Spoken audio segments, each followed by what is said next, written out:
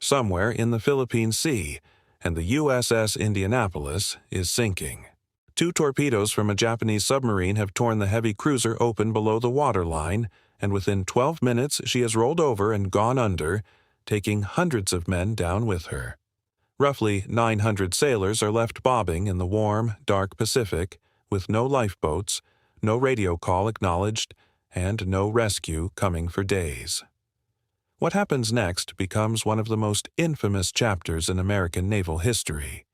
Sharks, drawn by blood, fuel oil, and the thrashing of exhausted men, begin to circle, then to feed. By the time a passing aircraft spots the survivors on August 2nd, fewer than 320 are still alive.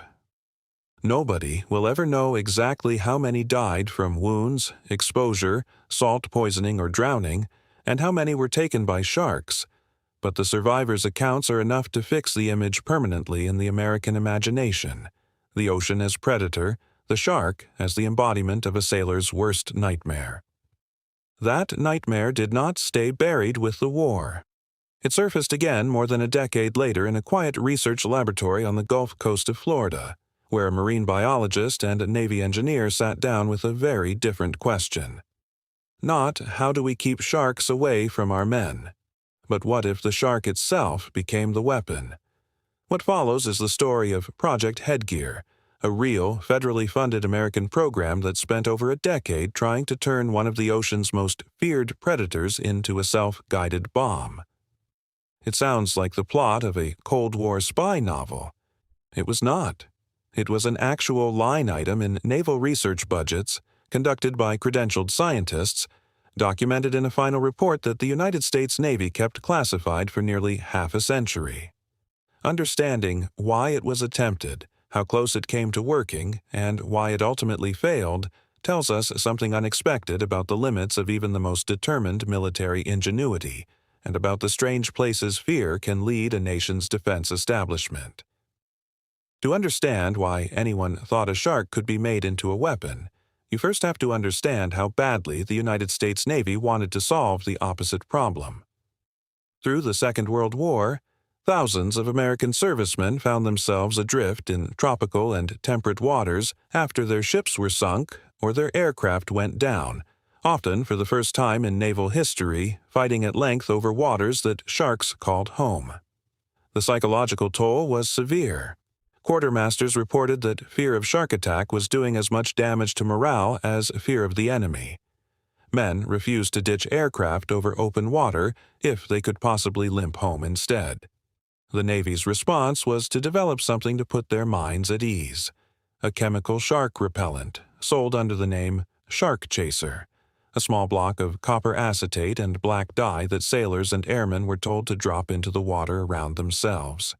It offered psychological comfort more than reliable protection, and the science behind it was thin, but it shipped with virtually every life jacket and life raft kit from 1943 onwards. The Navy poured resources into understanding sharks for one straightforward reason: they were terrified of them, and terrified men make poor combatants. That fear-driven research program had an unintended side effect. By the late 1950s, American institutions such as the Cape Hayes Marine Laboratory in Sarasota, Florida, later renamed the Mote Marine Laboratory, had built up an extraordinary depth of practical shark expertise. They knew how to capture sharks economically, how to keep them alive and healthy in captivity, how to anesthetize them safely, how to fit them with harnesses and instruments, and how their bodies and senses actually worked. None of that expertise existed for any other comparable purpose. Building it from nothing for a brand new species of animal would have taken years and a great deal of money. The infrastructure was already there, paid for and proven, simply waiting for a new application. And the Navy, never an organization to let a sunk research cost go to waste, began to ask a strange new question. If we already understand sharks this well, what else could we do with one? There was also a broader Cold War backdrop that made an idea this strange feel less absurd to the people funding it. The late 1950s and 1960s were a period in which the American defense establishment was willing to entertain almost any avenue that promised an asymmetric edge over the Soviet Union, however unconventional. Exotic biological and behavioral research received serious money, precisely because nobody wanted to be the agency that dismissed the next breakthrough out of squeamishness. Animal-based delivery systems, in particular, held an obvious appeal on paper. No pilot to train, no aircrew to risk, no radar signature to mask, and a creature that, unlike any machine of the period, could already swim silently and indefinitely through hostile water without fuel or maintenance against that backdrop. A program built around steering a fish toward a target did not look like a fringe curiosity so much as a logical, if peculiar, extension of a much wider hunt for cheap, deniable, biologically based weapons. It is that context, as much as the Indianapolis disaster itself, which explains why a credentialed marine biologist and a Navy engineer were able to secure over a decade of continued funding for an idea that, described in isolation, sounds almost like satire. The institution at the center of the new effort was led by Perry W. Gilbert, a respected shark biologist who would go on to direct the Mote Marine Laboratory, working alongside a Navy engineer named James Marion Snodgrass, whose name appears throughout the surviving documentation as the program's principal hardware designer. Officially titled Project Headgear, the work ran, according to the declassified final report, from roughly 1958 through to 1971, funded by the Navy and conducted partly through the Scripps Institution of Oceanography, where Snodgrass's papers are now archived. The ambition, stripped of euphemism, was to convert a living shark into what the report itself describes as something close to a guided munition, an animal that could carry an explosive charge to a target vessel and detonate close enough to cause real damage, all without a human operator anywhere nearby. The mechanism the team devised deserves to be understood on its own terms, because it was genuinely ingenious, even though it ultimately did not work as intended. The shark would not be remotely steered by a human with a joystick, as later news reports sometimes implied. Instead, its course would be set in advance, rather like programming a destination into a very early form of autopilot. The animal wore a headpiece, the Snodgrass head unit, containing a small magnetic compass and associated electronics, connected by implanted electrodes to either side of its head, meaning if the shark began to drift off its programmed heading, the system would detect the deviation and deliver what the report, with a certain clinical understatement, calls a noxious stimulus, an electric shock of between 5 and 25 volts, roughly comparable to the jolt from an electric fence, delivered to the side of the head on whichever side corresponded to the wrong direction. A shark shocked on its left would instinctively swim away from the unpleasant sensation, which meant swimming to the right, correcting its own course, and, in doing so, switching off the current. It was a feedback loop built entirely out of avoidance, the shark essentially steering itself away from pain in a direction the operators had already chosen for it. Early manual versions used a tethered control box, the Snodgrass Control Box Model 3, through which Gilbert reported being able to direct a shark's swimming movements more or less at will. 4 distinct versions of the headgear were developed and tested between the late 1950s and the late 1960s, each one an attempt to refine the same basic principle. There is a detail in the report that captures both the dedication and the slightly absurd lengths the team went to in pursuit of a functioning system. To prove that the headgear hardware itself was sound, separate from any unpredictable shark behavior, Snodgrass tested the electrode and shock system on a willing human volunteer, Gilbert himself.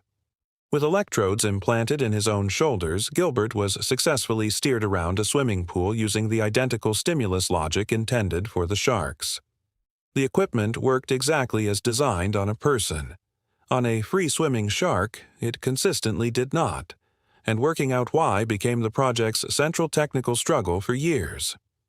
When the time came to test the system on an actual animal swimming freely rather than restrained on a tether, A lemon shark was selected and fitted with the onboard guidance unit for what the report calls field testing. The results were disappointing. The corrective shocks did not produce the clean, predictable course changes the team had achieved with manual control. Researchers spent considerable time adjusting the placement of the electrodes, varying the voltage and frequency of the shock, and altering its duration, without consistent success. Eventually, they identified the underlying problem, and it is almost poetic in its simplicity. As a shark swims, its head naturally yaws from side to side with each beat of its tail, a basic feature of how sharks propel themselves through water.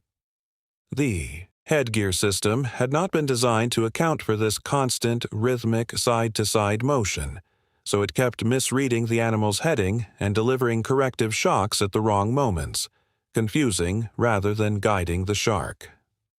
A weapon designed around steering a predictable, controllable creature foundered on one of the most ordinary facts of that creature's own anatomy. If you are finding this interesting, a quick subscribe helps more than you know. The choice of a shark over a dolphin, which one might assume would be the more obvious candidate for animal-based military technology, was deliberate and is explained at some length in the surviving report. Dolphins are demonstrably more intelligent and considerably easier to train through positive reinforcement, and the Navy already operated and continues to operate a separate and far more successful program training dolphins and sea lions to locate underwater mines and detect intruders, work that has been publicly acknowledged for decades.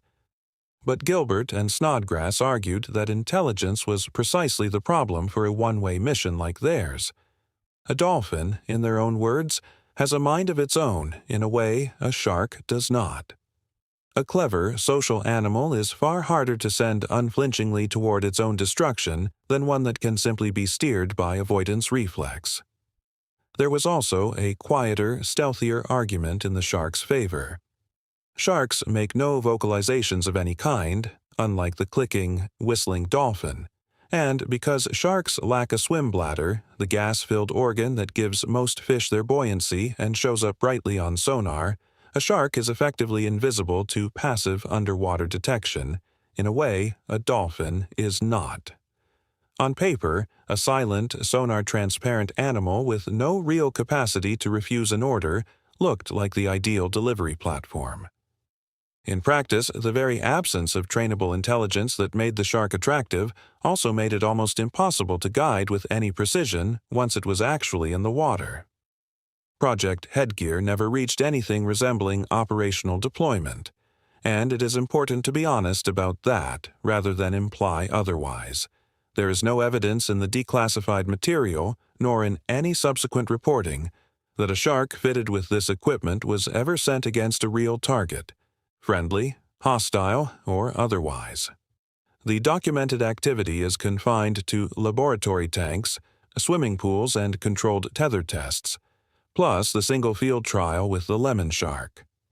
This was applied research that never cleared the enormous gap between a working prototype and a usable weapon, and the report's own candor about the yawing problem suggests the team understood that gap remained unbridged. The program limped on for over a decade, through repeated hardware revisions before quietly winding down around 1971 without ever producing a deployable system. Records covering the full extent of testing remain incomplete, and some material may still be withheld. What survives is enough to confirm the program was real and serious, not enough to say precisely how many animals were used or how far testing ultimately progressed in its final years. Project Headgear was far from the only attempt by a 20th century military to weaponize an animal, and setting it alongside its rivals and predecessors shows just how widespread and how often unsuccessful this entire category of thinking really was. The Soviet Union's anti-tank dog program during the Second World War remains the best documented example of an animal genuinely sent into combat as a delivery system. Dogs, trained to associate food with the undersides of tanks, were fitted with explosive packs and a release mechanism, then sent toward advancing German armor.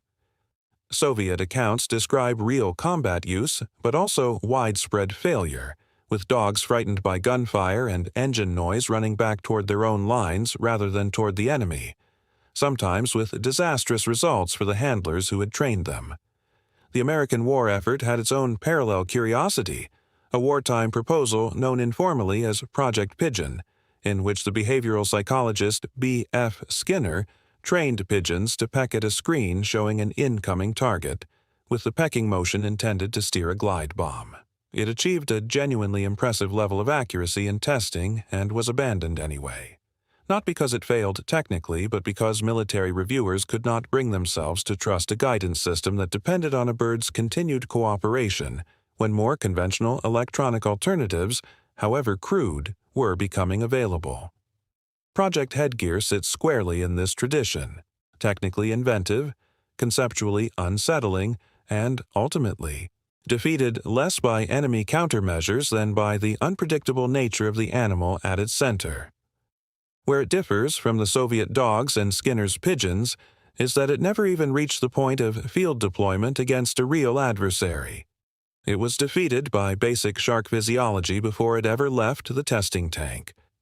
The contrast in scale is also worth noting.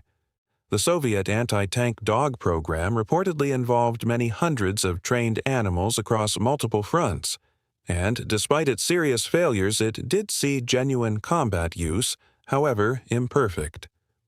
Skinner's Pigeon project reached the stage of a fully engineered glide bomb with a three-bird voting system designed to average out any single animal's error, an impressively sophisticated piece of 1940s engineering in its own right, before funding was withdrawn on the grounds that the concept simply felt too undignified to put into production. Project Headgear, by comparison, appears to have involved a comparatively small number of animals over a much longer span of years, with the bulk of the documented effort spent not on tactics or deployment planning, but on basic, unresolved questions of animal control. None of the three programs can really be called a success in military terms. What separates them is how far each one traveled before the underlying biology, the politics or simple squeamishness brought it to a halt. The actual historical impact of Project Headgear is therefore almost entirely retrospective rather than operational. It changed nothing about how the Cold War was fought, sank no ships, and killed no enemy combatants, because it was never used. Its significance lies elsewhere, in what it reveals about Cold War research culture and about the lingering psychological power of the USS Indianapolis disaster over American naval thinking. A nation that had been traumatized by sharks devouring its own sailors spent public money, over more than a decade, trying to turn that exact source of dread into a weapon of its own, as though defeating the fear meant claiming the predator for itself. The program also stands as a useful corrective to any assumption that classified research is necessarily either successful or sinister in the ways fiction usually imagines. Much of it, as here, is simply difficult, expensive, and quietly shelved when the underlying biology refuses to cooperate. It is also worth pausing on what the project did not directly produce, because the absence is as telling as the presence. There is no evidence that Headgear's specific guidance hardware fed forward into the genuinely successful Navy marine mammal program, which trained dolphins and sea lions for mine detection, and which remains active and publicly acknowledged today. The two efforts ran on parallel tracks, built on the same Cold War appetite for biological solutions, but diverging sharply over which animal and which method of control was actually workable. Where dolphins were trained through reward and partnership, sharks were meant to be steered through avoidance and discomfort, and it is that fundamental difference in approach, not merely a difference in intelligence, that arguably explains why one program matured into a long-running operational success and the other quietly expired as an unresolved engineering puzzle. The project resurfaced into public awareness only because of a chance convergence of interests.